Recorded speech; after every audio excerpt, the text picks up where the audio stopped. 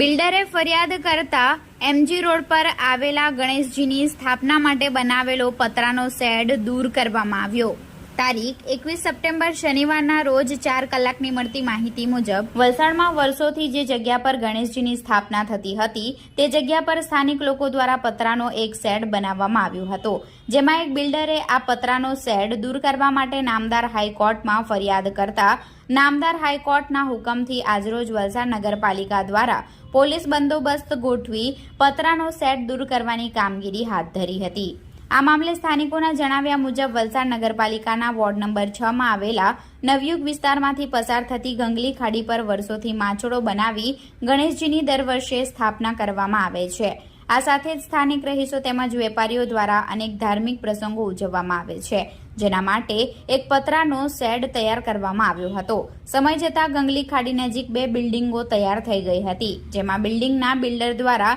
નામદાર હાઈકોર્ટમાં પતરાના શેડને ગેરકાયદેસર ગણાવી પતરાનો શેડ દૂર કરવા માટે ફરિયાદ જે તે સમયે કરી હતી, જેમાં નામદાર કોર્ટે